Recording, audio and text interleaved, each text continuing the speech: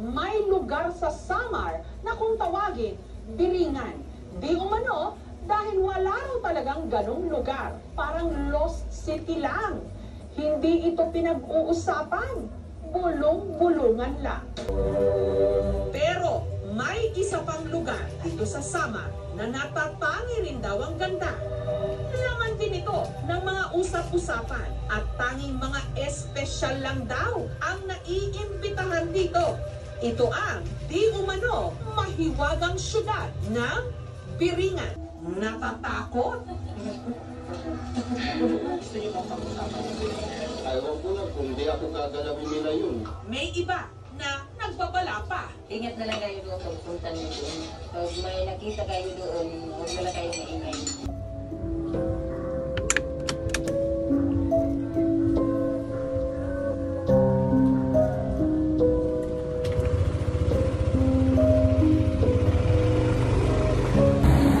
Mga boss, papunta tayo ngayon sa Biringan. Let's go.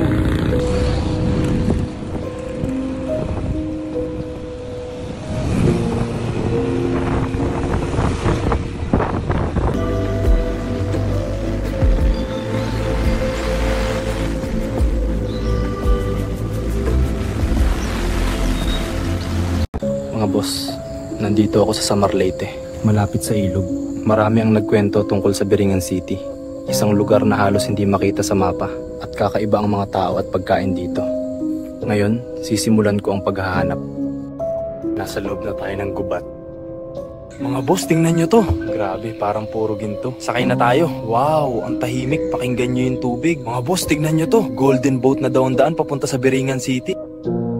Nandito na ako sa sinasabi nilang Biringan City. Hindi ko alam kung paano nangyari pero tingnan nyo to, parang nasa future. Grabe, parang spaceship yung building na yan, no? Ang linis, tapos may mga ilaw sa kalsada na parang LED. Dito ako ngayon sa Biringan City sa Samar. Tignan nyo naman, parang galing sa future. Mga gusali, puro salamin, kumikinang sa araw. Malalaki at malinis ang mga kalsada, halos walang kalat. Bago ko makarating, puro bundok at gubat ang dinaanan ko, tapos biglang lilitaw ang ganitong lungsod. Uy, may munting liwanag na tumatakbo parang Tinkerbell pero mas shy. Doon kita ng isla. Para siyang kumikislap na city na naipit sa ulan. May daan pa na parang glow in the dark. Boss, andito na ako sa Biringan City at grabe, sobrang kakaiba nito. Ang dami nilang shimmering robes dito mga boss. Ang ganda nila. Guys, ewan ko kung idible to pero ang ganda ng presentation. Ang liwanag pa, parang magic.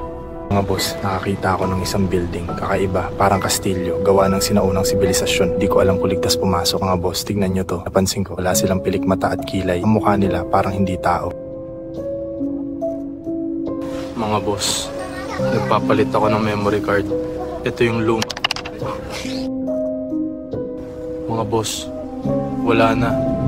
Nahulog yung lahat ng footage. Nandito lahat ng video ko sa Biringan. Sobrang mahalaga nito. Mga boss, kailangan ko nang umalis dito mga boss. Sobrang weird ng lugar na to. Nag-aantay pa rin ako sa gintong bangka. Gusto ko na umuwi mga boss. Mga boss, tingnan nyo to. Ang laki niya, parang hindi normal.